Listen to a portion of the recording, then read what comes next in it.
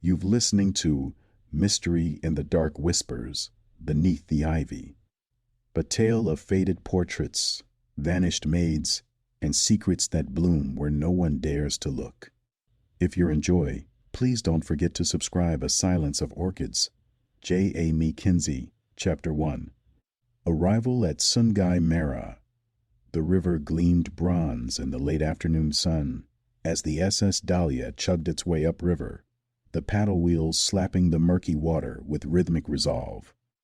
Dense walls of emerald foliage closed in on either side, mangrove, palm, and banyan trees leaning in with an almost sentient curiosity, vines hanging low like the arms of half-asleep sentries. Crickets sang in chorus. A hornbill flapped lazily overhead. Sergeant Lindsay Crowell stood at the bow, the wind tugging at the brim of his hat.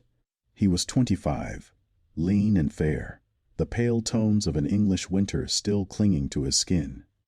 His khaki uniform was neat, his boots well-signed despite the humidity.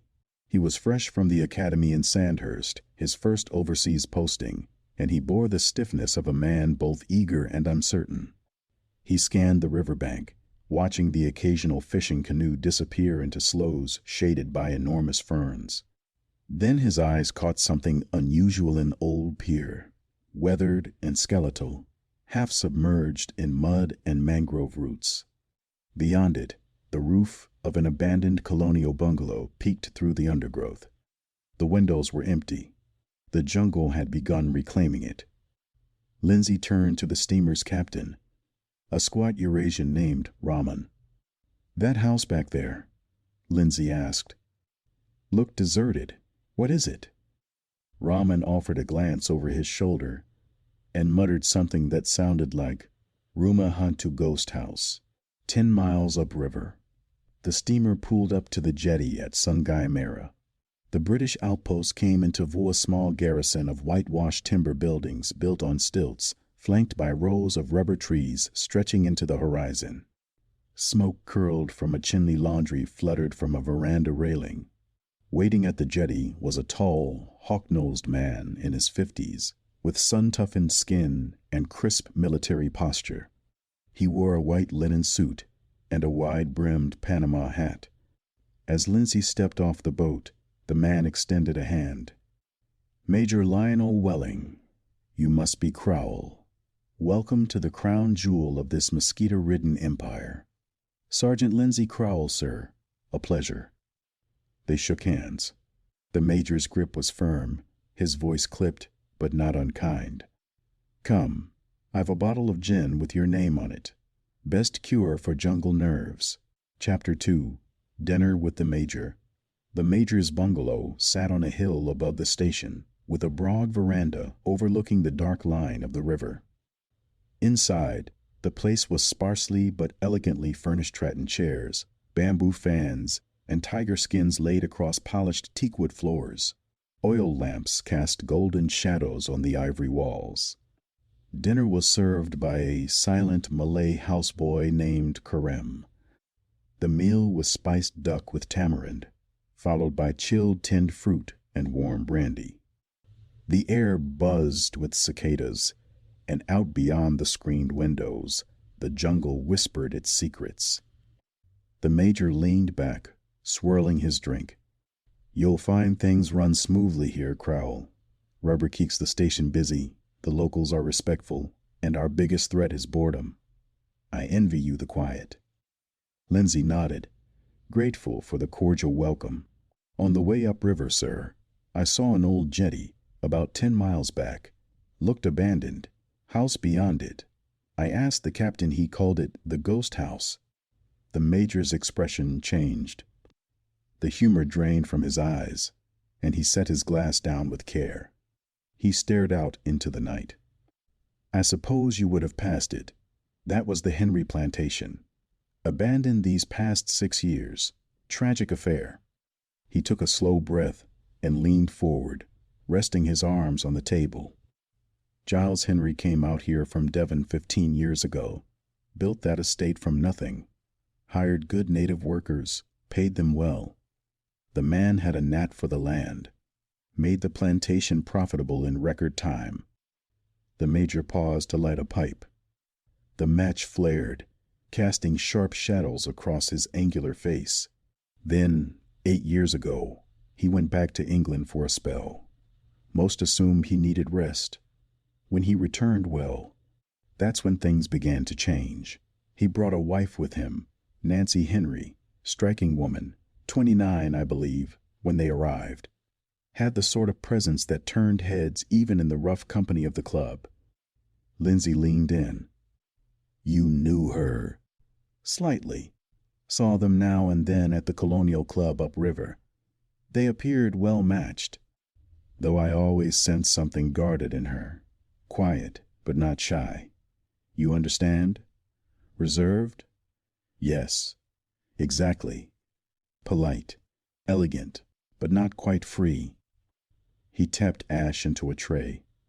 Then came the 22nd of March, a Sunday. I remember because it was my cook's birthday. I was called out early to the plantation. Mrs. Henry was in a terrible state, said her husband had vanished. Went to bed beside her. Woke up alone. Not unusual, she said he. Often walked the grounds at dawn. But by 9 he hadn't returned. The servants found nothing. By midday, the major paused. They found him near the edge of the river, dead, stabbed in the neck. But what struck me was the blood, or lack of it. That wound should have spilled a gallon, but the ground beneath him was barely stained. I'd seen enough to know he was moved. Lindsay straightened. And the wife? She was distraught. At least she seemed so. And in time, well, her mourning grew erratic. I had my suspicions, but proof is harder to come by out here. He stood and poured himself another brandy, now more subdued. The case never made it to court. But I dug. I pieced together more than they wanted me to, and I know this: he didn't die by native hand. No vendetta, no theft. Giles Henry was murdered. Lindsay looked out into the night, the sound of insects rising like a heartbeat. In the wife? The major's eyes flicked to him. Gone. Disappeared 3 weeks later. Took a skiff downriver in the middle of the night. Never seen again. Chapter 3. Shadows on the riverbank by dawn. The jungle stirred with the low rustle of leaves and bird song that sounded half musical, half mechanical.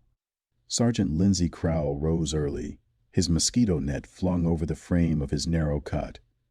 The major's bungalow had been turned over to him now, and though it was tidy and well built, the silence within it pressed on him in odd ways. The thick humidity, the scent of spice and soil, bedistant house it was all foreign. And yet something beneath it all called to him. After breakfast black tea, overcooked eggs, and charred toasty, walked down the path toward the river with a canvas satchel slung over his shoulder. Kareem, the quiet houseboy, passed him with a nod and a basket of laundry. The outpost was coming to life. A pair of Sikh constables sweeping the porch of the watch office, a clerk carting ledgers across to the stores, and 2 Malay rubber tappers chatting softly under a tamarind tree. Major Welling had left at sunrise, waved off with a salute and a bottle of gin wrapped in banana leaves. His leave would last 2 months, plenty of time for Lindsay to get acquainted with the station. And, perhaps, with something else. He paused at the jetty, staring out at the thick bend of the river. There was no breeze this morning. The water looked like dark syrup. Somewhere out there, he knew, was the old Henry estate, the ghost house. He turned back toward the main station building. Behind it, the low brick and wood structure that had once served as the outpost jail now housed old reports, maps, and filing cabinets. Inside, it smelled of paper rot and mildew. Lizards clung to the ceiling beams. Lindsay fumbled with the heavy wooden drawers until he found the records from 1900 too dusty, water-stained, but legible. He sat on a stool in the filtered light from the shutters and flipped through pages of handwritten reports and fading photographs. There it was. Incident report, March 22, 1902. Giles Henry, deceased. Cause: penetrating neck wound blade, 4 6 inches. Circumstantial irregularities noted by investigating officer Welling. Blood loss inconsistent with scene. No suspects charged. Wife Nancy Henry. Last seen April 13, 1902. Attached was a photograph. Giles Henry, standing in front of his plantation bungalow, tall, lean, and smiling. A man who had worked hard under the tropic sun. Behind him stood a woman with high cheekbones and dark eyes. Not quite smiling. Watching the camera rather than posing for it. There was also a third figure blurred in the background leaning against the veranda rail of the Colonial Club, almost out of frame. Crowell squinted. The name in the note beneath read, Samuel Peters, proprietor. He set the file down slowly. Later that afternoon, he called upon Corporal Hazim, the local liaison, officia, wiry man with a keen face and an efficient gait. The two of them walked along the edge of the plantation trail, a crude path leading south toward the old labor quarters and native villages. "You were posted here long, weren't you?" Lindsay asked, wiping sweat from his neck. 7 years, Tuan, Hazim replied. I came in Welling's 2nd year. I knew the Henry place. Ever meet Giles Henry? Twice. Once for a land permit signing.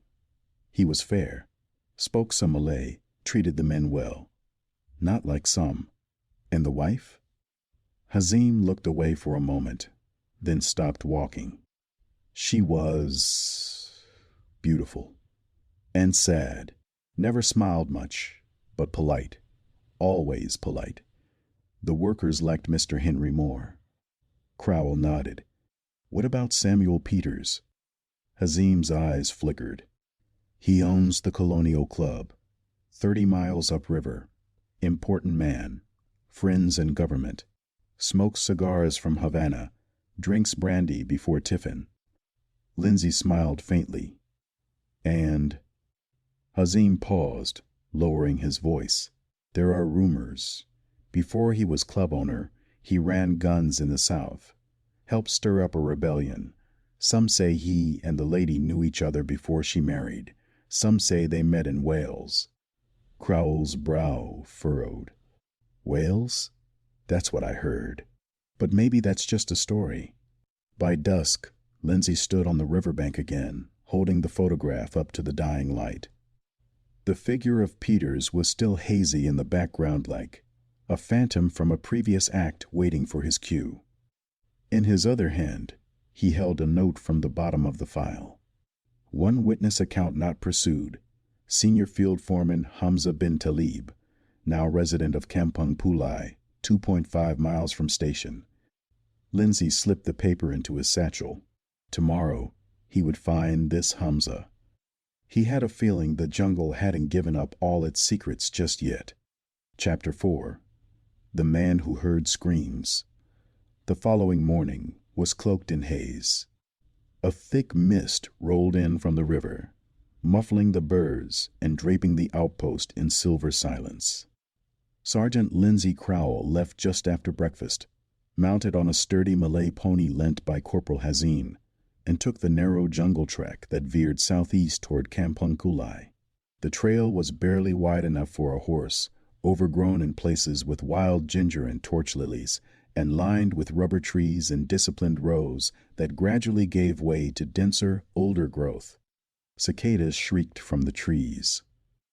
A monitor lizard scuttled across the path.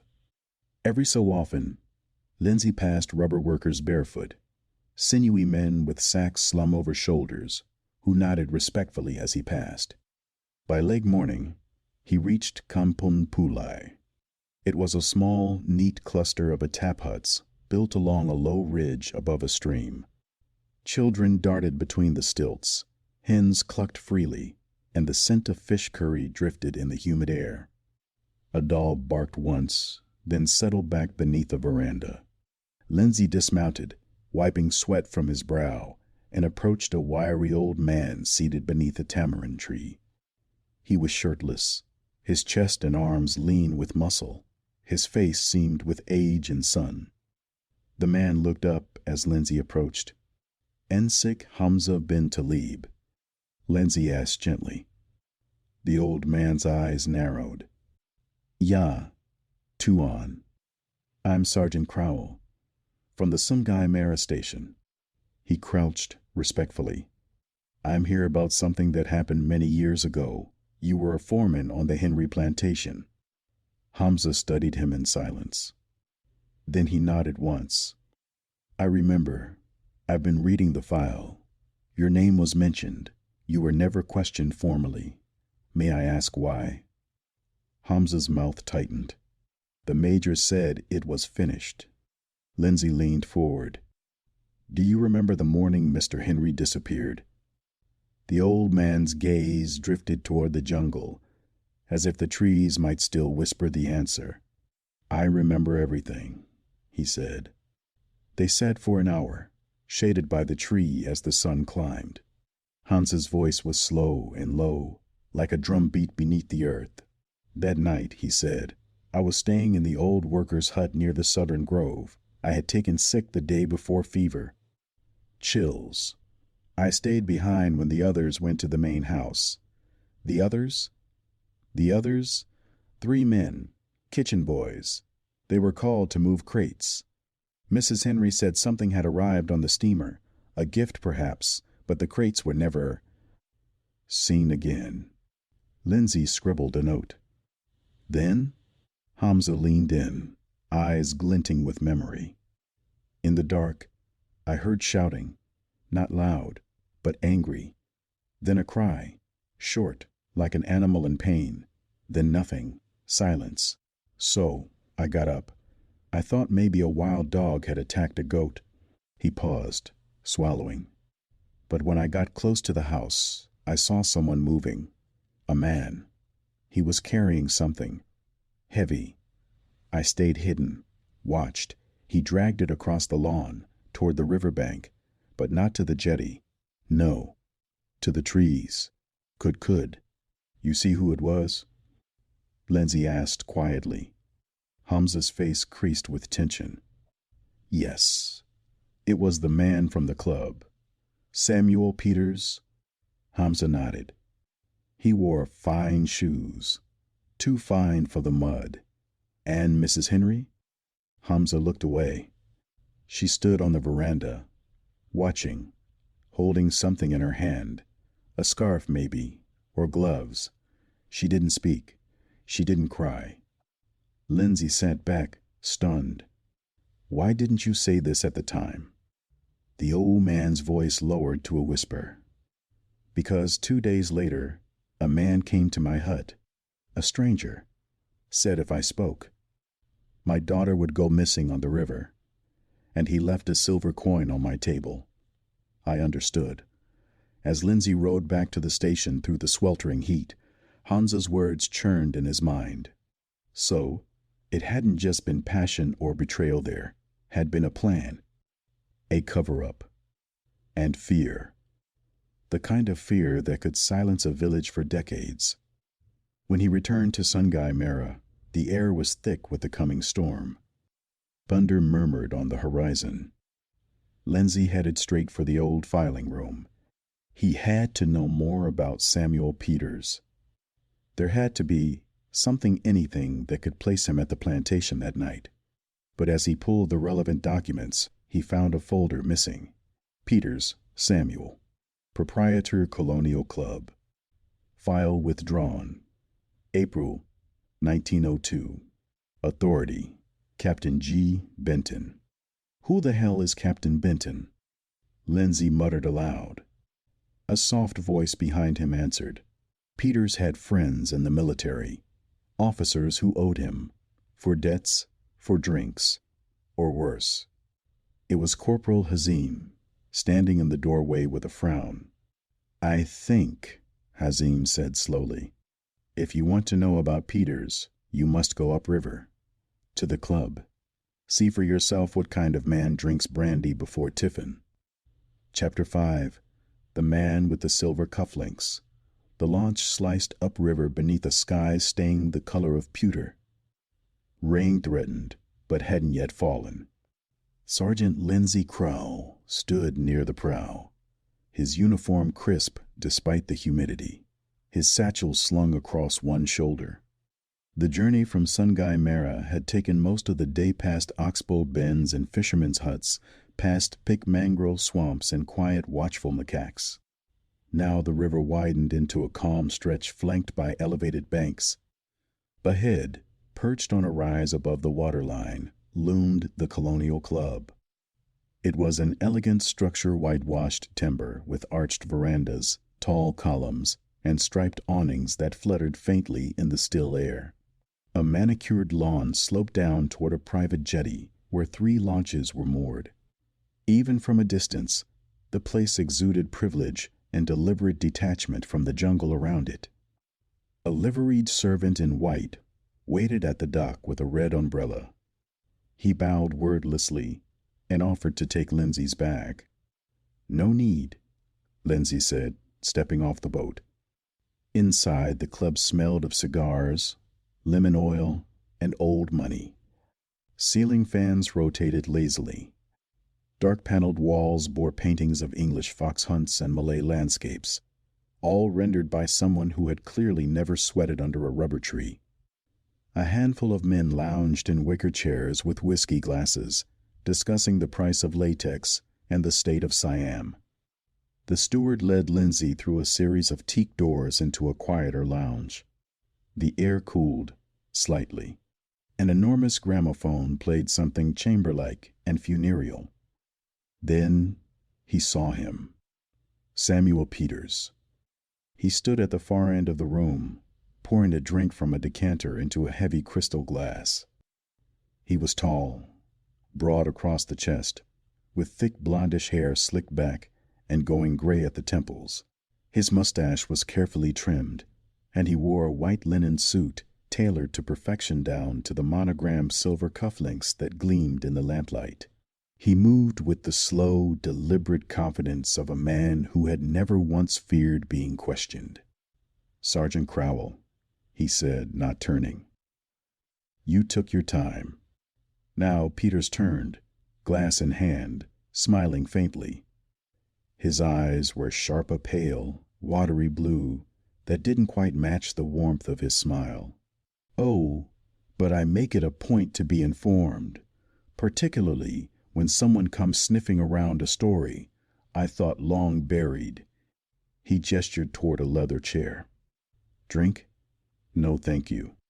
Peters took a long sip and sank into the opposite chair. "You're replacing Welling, aren't you?" "Good man. Knows when to stop asking questions." "Do you always greet colonial officers with veiled threats?" Peters chuckled softly. "Not at all. Just the curious ones. I find curiosity has a way of digging up unpleasantness." Lindsay leaned forward. "Tell me about Nancy Henry." The pause was subtle but definite. Peters swirled his glass. "She was a remarkable woman. Brilliant mind, gifted musician, stronger than she ever let on. You knew her before she married Henry." Peters smiled wistfully. "Yes, years before, in Caernarfon. She was a governess. I was a poor bastard with big dreams. We were doomed, of course, but we wrote letters, for years, and then you bought this club, and suddenly I could send for her." He stared into his glass. "But she came back, married to another man, a wealthy man, a kind man. She loved him, I think. That wasn't part of the plan." Lindsay's eyes narrowed. "So, there was a plan." Peter's smile faltered. "You're sharper than you look, Sergeant. Sharp enough to know that Giles Henry didn't die where he was found. Sharp enough to know someone moved the body. A man in fine shoes, according to a witness. A man who wore silver cufflinks. Peter set the glass down, slower now. "You should be careful, Crowell. So should you, Lindsay replied. I'm not Welling. I don't play cards with gun runners. A flicker of something passed across Peter's face, then vanished. I suggest you enjoy your stay, Peter said, rising. Take the evening. Have dinner. The jungle's thick with stories, Sergeant, but only some are worth chasing. Others get you bitten. As Peters left the room, the gramophone hissed and skipped faintly. Lindsay remained seated, heart thudding. The air in the lounge seemed colder now. He knew two things for certain. Samuel Peters was guilty of more than he admitted, and Nancy Henry hadn't just vanished. She'd been protected. Or silenced. Chapter 6. A voice in the smoked dinner was served on the west veranda, overlooking the slow swirl of the river below. The sun had dipped beneath the treetops, and the horizon glowed a muted tangerine. The gramophone had been replaced with a live string trio, 2 violins and a cello played softly near the colonnade, their melody barely audible over the clink of cutlery and murmured conversation. Sergeant Lindsay Crowell sat at a long table of mostly planters, district officers, and estate owners. The meal was formal roast pork with pineapple, asparagus and palm hearts, and brandied pudding that arrived under silver domes. Peters was not at the table, but his absence somehow lingered, a presence unseen but not unfelt. The men around Lindsay talked rubber yields, steamship arrivals, the threat of opium smuggling upriver. Their wives, where present, spoke quietly about rainfall and the latest novels from London, their faces powdered and serene under delicate lace veils. Lindsay smiled when spoken to, replied with politeness, but his mind worked beneath the veneer. Halfway through the second course, a woman took the empty seat beside him. She was in her early 40s, with pale skin that had not yet surrendered to the tropics, ash blonde hair pinned in soft waves, and eyes the color of tarnished brass. She wore a deep green evening dress, modest but elegant, and her perfumed jasmine and clove was subtle but lingering. "You're the sergeant from Sungai Merah," she said without looking at him. "I am." "Crowell. Charlotte Fenton," she replied, spearing a piece of asparagus. "My husband's in Sarawak this month. I come here to drink wine and forget how hot it is." Lindsay gave a small smile. "And do you know everyone here?" "Everyone worth knowing." She paused, then added, "including Peters." Lindsay didn't respond. "I saw you speaking with him. It was brave. Or foolish. I haven't decided which yet." She glanced at him, then direct, appraising. "If you're here about the Henry woman, I suggest you tread carefully." Lindsay's heart picked up. "You knew her?" Charlotte sipped from her wineglass. "Not well, but I remember her. Beautiful, in a brittle sort of way, like glass left too long in the sun. She had a way of making you feel watched, even when her eyes were down." "What do you mean?" "She wasn't what people expected. She knew things, said very little, but when she did, it was never what you thought it would be. A few months before her husband died, she came here, alone, sat right over there." She nodded toward the far end of the veranda. "She asked me," Charlotte continued, lowering her voice, "if I believed in accidents. Real accidents," she said. "Not the ones we invent to feel less guilty." Lindsay felt something tighten in his chest. "Did she say why?" Charlotte shook her head, but she looked tired, like someone bracing for a storm she couldn't stop. "What happened to her?" "No one knows. Some say she fled. Some say she drowned herself. But if you ask me, but Charlotte leaned in closer, her voice barely a breath. "She disappeared like a secret someone wanted kept." Before Lindsay could respond, a waiter appeared with coffee and cigars. Conversation rose again, and Charlotte Fenton slipped into silence, watching the river. As the meal ended, Lindsay declined a brandy and stepped away from the veranda. He moved through the shadowed corridors of the club, passing portraits and shuttered windows. The air grew heavier. He couldn't shake the feeling that someone had been watching him throughout the evening, not from the table, but from beyond it. He turned a corner near the side stairs just in time to catch the sound of footsteps fading quickly down the hallway.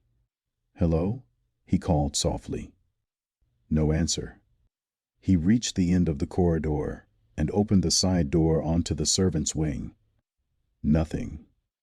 A single lantern swung on a hook, casting swaying shadows across the garden. Lindsay stood still, listening. There it was, again, a faint shuffle in the dark. Then nothing. He returned to his room late that night, nerves taut. The chamber was modest. A high bed, writing desk, and shuttered window that rattled faintly in the wind. As he locked the door, he noticed something tucked under the edge of his blotter. A folded paper. He opened it. The handwriting was rushed, unfamiliar.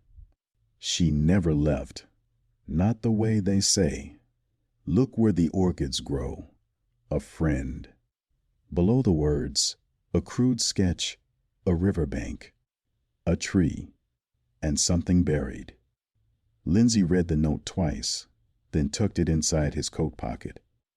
Whatever had happened to Nancy Henry hadn't ended in the jungle. It had begun there. Chapter 7. The Orchids Know. By first light, the sky over the river turned the color of bleached bone. Mist hung low over the water, curling around the mangroves like smoke from a dying fire. Sergeant Lindsay Crowell stood at the stern of the launch as it cut its way back toward Sungai Merah, the note from the Colonial Club folded tightly in his pocket, its words repeating in his mind like a whispered dare. She never left. Not the way they say. Look where the orchids grow. He hadn't slept. Not really. Even beneath the club's mosquito nets and ceiling fans, the walls had felt too close, the air too heavy. Whoever had slipped him the note had done so with maligand urgency. The drawing had matched the bend in the river where the Henry plantation once stood. And now, Lindsay was going back. By noon, he was on horseback again, riding through the outskirts of the abandoned estate. The land was overgrown, now rubber trees in disarray, weeds devouring the path. Creepers hung from broken trellises, and the bungalow loomed in the distance, hollow-eyed and weather-beaten. Its shutters banged softly in the wind like half-remembered warnings. He dismounted near the river and followed the hand-drawn sketch through the underbrush, the sun hot on the back of his neck. Flies buzzed. Somewhere nearby, a monkey shrieked and was answered in kind. Then he saw them. Orchids. They grew in a strange, solitary patch beneath a sprawling rain tree. Not the native kind, but cultivated a cluster of phalaenopsis, pale lilac and cream. They swayed gently in the still air, petals flicked with mud. And they had no business growing wild in this part of the jungle. Lindsay dropped to one knee and brushed aside the leaves and moss beneath the nearest stalk. His fingers met something hard. He dug carefully, no shovel, just bare hands and the blade of his folding knife. Within minutes, he uncovered it. A box, wooden, narrow, about the length of a violin case, weather-warped and rotted at the edges. He lifted it gently, brushing away soil, and pried it open. Inside, wrapped in oilcloth, were three things. 1. A silver locket, tarnished but intact. 2.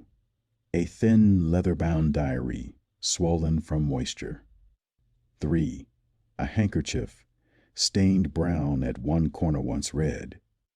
Lindsay's breath caught. He opened the locket. Inside was a portrait painted, not photographed. Nancy Henry, younger, softer around the eyes. The opposite side of the locket held a small curl of dark auburn hair. He turned to the diary, fingers trembling. The first few pages were illegible ink, blurred and melted into the paper. But deeper in, one page remained clear. March 20th. He knows. I saw it in his eyes. I told Samuel it was too soon. I begged him, but he's already spoken with Jack. They've decided. Giles must die. I will not stop them, but I cannot watch it.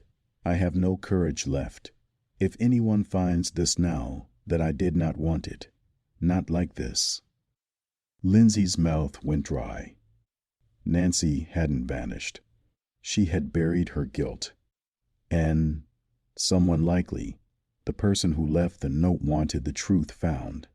He tucked the diary and the locket into his satchel and stood, surveying the jungle around him.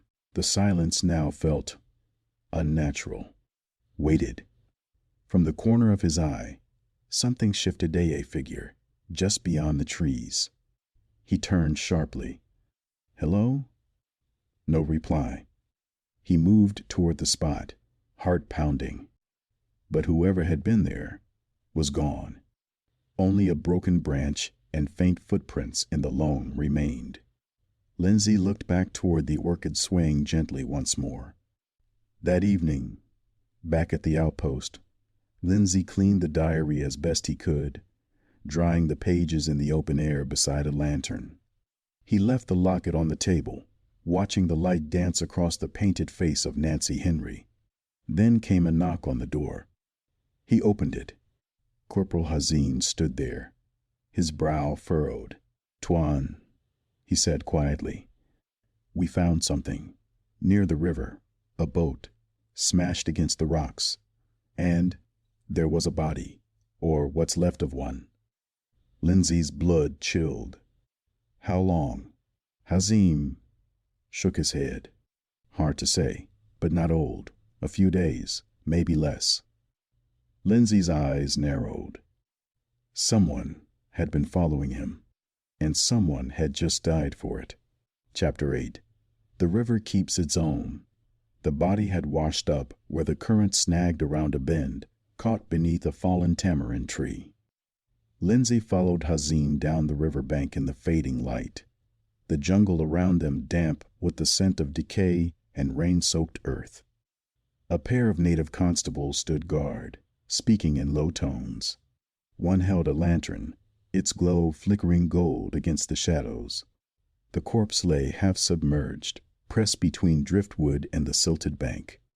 It was a man tall, broad-shouldered, with a torn white shirt and dark trousers, now soaked and clinging. His face was battered, nearly unrecognizable. But even through the bloating and bruises, Lindsay saw the remnants of a once carefully groomed mustache. "Peters?" He dropped to a crouch beside the body, careful not to disturb the scene. "What did you find on him?" Hazin handed over a leather billfold soaked and falling apart at the seams. Inside was a calling card, stained but legible. Richard Alcott, Surveyor, Colonial Lands Office. Lindsay frowned. "Not Peters." Hazin nodded grimly. "No, but he was asking questions, we think. Some of the villagers say he was looking for something upriver, something buried. The night before last, he hired a local boy to guide him toward the old Henry estate." Lindsay felt the back of his neck prickle. "Someone followed him," he murmured, "and made sure he didn't return." He rose and looked back at the river. The water lapped gently at the edges of the man's shirt, as if trying to claim the rest of him. Alcott had come searching possibly on the same trail Lindsay was now following. And he died for it, which meant Lindsay wasn't just stirring ghosts. He was stepping into someone's trap. Later that night, as thunder broke over the ridge and rain hammered the roof, Lindsay sat at his desk poring over the surviving pages of Nancy Henry's diary. Ink ran like veins across the damp paper. Her entries were fragmented, but powerful confessions of fear, regret, guilt. March 17th. Samuel says, we must go through with it. Jack insists it's now or never. I told them I cannot face Giles, not while knowing. But Samuel says once it's done, we will be free. We will go to Rangoon, start again. He still speaks as if this is love. March 19th. Giles gave me a necklace tonight. For our anniversary. It is simple gold and river pearls. I think I wept. I think I loved him. March 22nd. Very early, I heard them speaking outside. Arguing. Giles shouting. Then silence. I haven't left my room. I cannot. I cannot. Lindsay set the diary down and looked toward the window. Rain ran in rivers down the glass. Something about her final entries troubled him not. Just the sorrow, but the ambiguity. It was unclear whether she had fled in fear or been taken. He reached into his satchel and pulled out the locket once more, holding it up to the lamplight. Mancy's painted face stared back. So poised. So measured. There was a story behind those eyes. And now, someone was trying to erase it. The next morning, Hazim met him on the veranda with a grim expression. Tuan, we have a problem. Lindsay stepped out into the wet light. Another body? No, but we received a telegram from the colonial office in Penang. Apparently, Samuel Peters left the Colonial Club yesterday. By steamer. Headed back downriver. Lindsay blinked. He left? Hazim nodded. But he never arrived. His launch was found this morning adrift. Empty. No crew. No Peters. Lindsay stiffened. So, either someone killed him, or he disappeared before anyone could. Lindsay stared out toward the river. Somewhere, Peters was either dead or hiding. And, if it was the latter, he might still be watching. Waiting. Or worse, planning the next step. Chapter 9. The name buried in the dust. The monsoon came at noon. Torrents of rain swept over Sungai Merah, hammering the roof in sheets, turning the clay paths into rivers of red mud. Lindsay Crowell stood under the awning of the outpost with Corporal Hazim, both men watching the storm rage like a beast denied its prey. It's been a strange week, Lindsay muttered. Peters vanishes. A surveyor turns up dead. And someone drops a diary into my lap with all the subtlety of a warning shot. Hazim handed him a folded canvas slicker. Then, perhaps it is time to stop waiting for ghosts and look for the men who created them. Lindsay glanced sideways. Go on. There's a man, Hazim said, lowering his voice. Used to work with the Henrys, a tracker. Quiet. Strange. He vanished for a while after Giles Henry died. Some say he went upriver to avoid questions. And now, Hazim nodded toward the jungle. He's back. Lives near the edge of the old Chinese tin diggings. Keeps to himself. Drinks fermented rice wine and talks to birds. But he was there the night Giles died. Lindsay didn't hesitate. The track was barely passable. Twice the pony balked, and Lindsay dismounted, leading it through muck and leeches, rain still spitting down from a cloud-clogged sky. The path opened eventually to a clearing where rusting mining gear lay buried beneath vines, and a small shack sat slumped against a slope of earth. Smoke curled from a pipe on the roof. A rooster crowed, oblivious to the hour. The man who answered the door was stooped and shirtless, his hair long and matted, a curved scar running down the left side of his chest. His eyes, however, were startling clear, intelligent, and unreadable. You're looking for someone, he said, before Lindsay had spoken a word. Yes, Lindsay replied. You used to work on the Henry plantation. I worked for many, the man said, voice like gravel soaked in rum. But yes, I was there. And no, I don't speak of that night. Not to soldiers, not to the jungle. Lindsay drew a folded square of oilcloth from his satchel. Inside it, the locket. I found this buried beneath the orchids. The man's eyes flicked down, then up again. He let Lindsay in. The shack smelled of smoke and dried herbs. Tins of dried rice lined a shelf, and a single hammock swayed gently in the breeze through the slats. The man poured 2 cups of cloudy liquid, gestured to a stool, and sat cross-legged on a straw mat. They were not always in love, he said without prompting. But they tried. Giles was a hard man. Nancy, she was like a fish in a small bowl, watching always, sometimes swimming in circles. Did you know about Peters?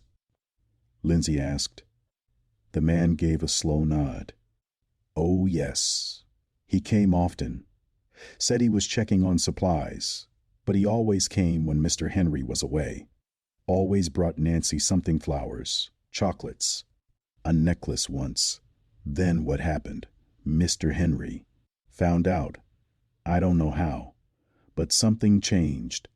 He stopped laughing with the men. He stopped going to the club. And one day he told Nancy she was going back to England. Did she?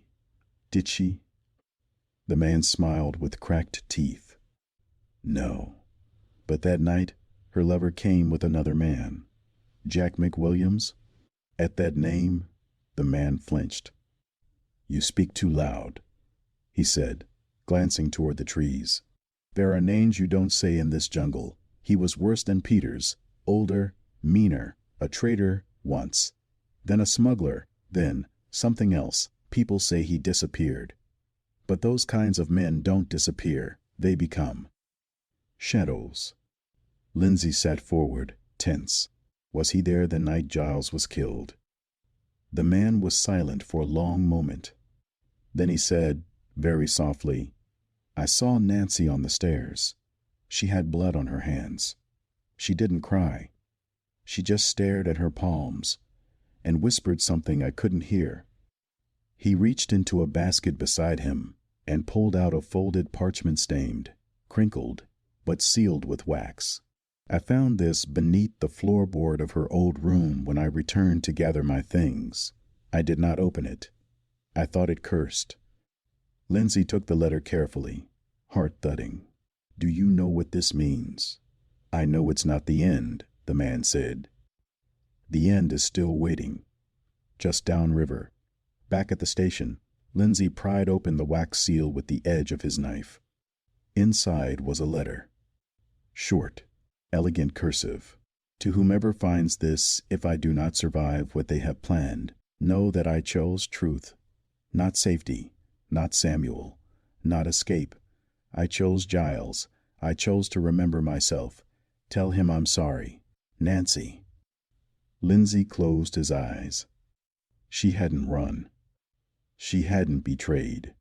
She had tried to stop it. And someone had silenced her before she could speak. Now only one name remained spoken in fear and silence. Jack McWilliams, Chapter 10. Where the river bends black, the heat had returned with a vengeance. Clouds hung thick and low, the jungle steaming beneath their weight. Sergeant Lindsay Crowell stood before the map in his quarters, a compass dangling from one hand, a folded letter in the other. The ink from Nancy's confession had begun to fade with age, but the words were carved into his thoughts now. I chose Troop. And truth had a name, Jack McWilliams. Hazim entered quietly, a rifle slung over his back. Tuan, he said, pointing to the corner of the map, where the Sungai Baloti forked south, winding into thick, uncharted bushland. There used to be a trading post here, abandoned now. A Chinese merchant once operated it for smuggling tin, then it changed hands. Who owns it now? Hazim's mouth pressed into a line. No one, but some say MC Williams used it as a hide, a fallback point. Lindsay nodded. We go at first light. Quietly. No steamer. Just a boat and supplies. Hazim looked at him grimly. Then we'll need men who can walk in silence and shoot when needed. They left before dawn. Lindsay, Hazim, and 2 trackers Kammer and Nortook a flat-bottomed skiff deep into the jungle, poling along where the river narrowed and tangled into the swamp. The air smelled of wet bark and decay, and vines hung low like watchful arms. They passed hornbills and crocodiles, heard the scream of gibbons from high in the canopy. By midday, the first sign appeared, a length of rusted chain buried in moss, stretched across a fallen tree. Then, a clearing. The trading post rose like something from a fevered dream half swallowed by the jungle. Broken timbers and crumbling stone walls, all that remained. A sign hung askew letters faded, Wan Ko. Trading Lindsay stepped ashore, pistol drawn. The air was wrong. Too quiet. No birds, no insects, just the distant murmur of the river. Hazim motioned toward the remains of a longhouse structure. Its roof was half collapsed, a corner still intact. The tracker's split left blades drawn to slice through the dense undergrowth. Then crack. A shot rang out. Noor dropped with a grunt, a flash of blood spraying from his shoulder. Kamar dove behind a log, shouting something in Malay.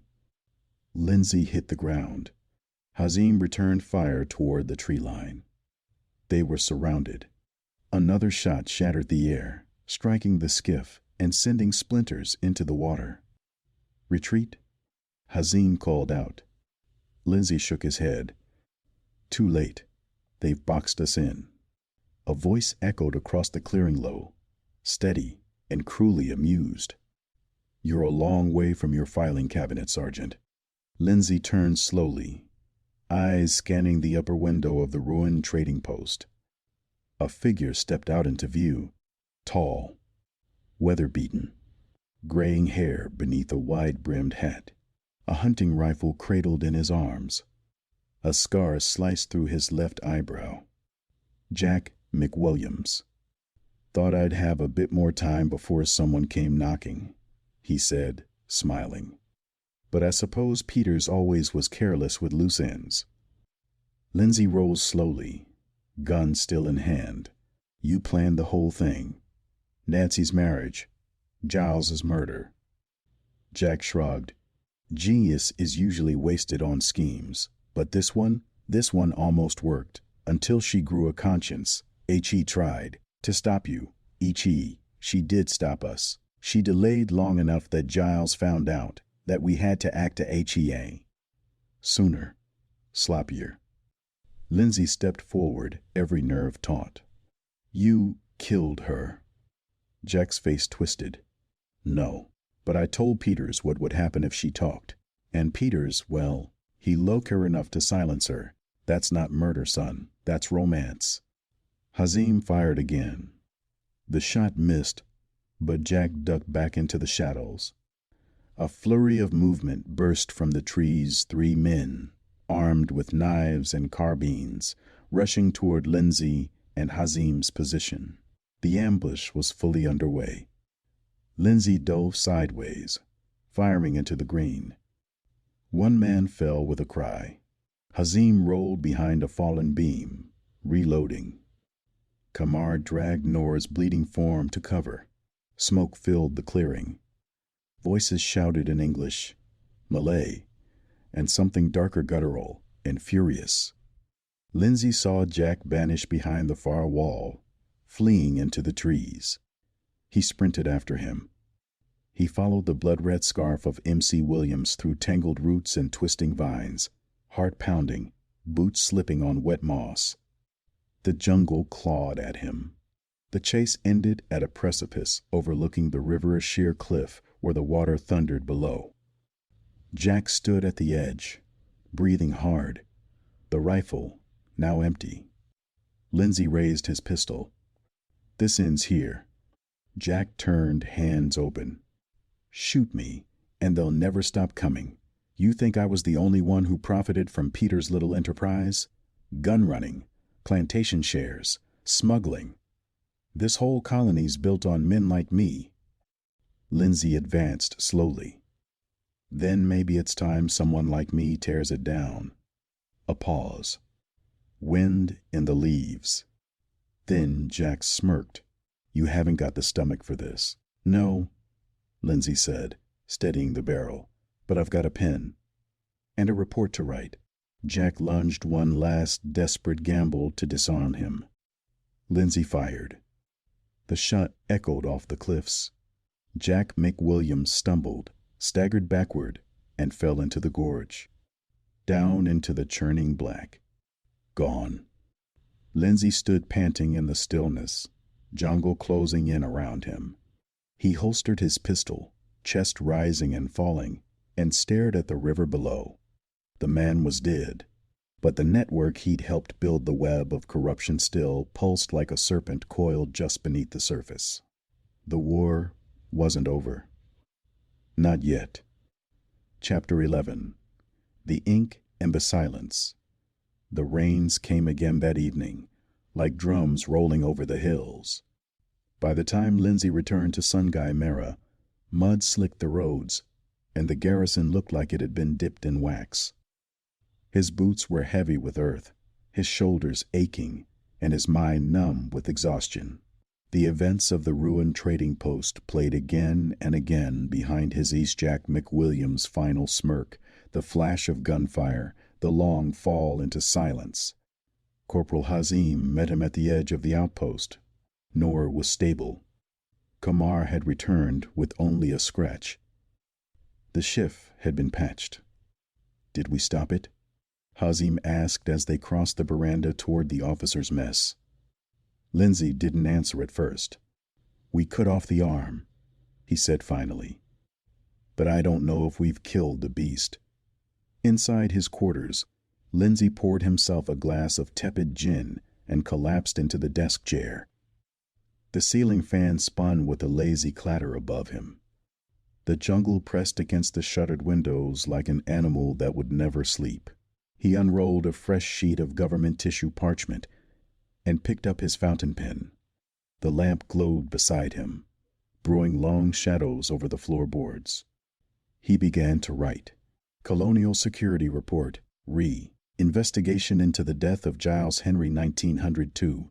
Disappearance of Nancy Henry presumed deceased, and recent activities related to Samuel Peters and Dash. Jack McWilliams. Submitted by E.C.T. Lindsay Crowell Station, Sungai Merah, Outpost Date, the 27th of September 1910. Summary. Evidence obtained via survivor testimony, recovered documents, and confirmed observations indicates that the murder of plantation owner Giles Henry was orchestrated by Jack McWilliams and Samuel Peters as part of a long-term fraudulent scheme involving illicit profit through estate inheritance and insurance. Nancy Henry, originally complicit, appears to have recanted and attempted to stop the plan. Her final actions suggest a change of allegiance, one that cost her life. He paused and stared at the final sentence. The words seemed to hum with unresolved energy. He underlined them. Nancy Henry did not flee. She was silenced. He kept going, outlining the diary, the letter, the hidden locket, the testimony of Hamza, and the death of the surveyor Alcott. He documented the ambush at the abandoned post, the confrontation with M.C. Williams, and the probable cause of death. Then he hesitated. The name. The real rot. The implication of officials, the cover-ups, the missing file, the shuttered investigation by Captain Benton. He reached for the pen again. It is my belief that elements within the colonial administration either deliberately or tacitly enabled M.C. Williams' activities by failing to investigate or suppressing evidence. This report may result in political ramifications should it be forwarded beyond regional offices. There it was, the point of no return. He signed it.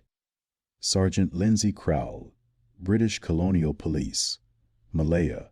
He sealed the parchment, tucked it into the thick envelope marked to be sent via courier urgent, and placed it atop the dispatch box beside the fireplace.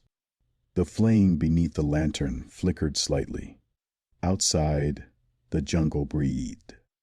Lindsay stood, staring out into the dark.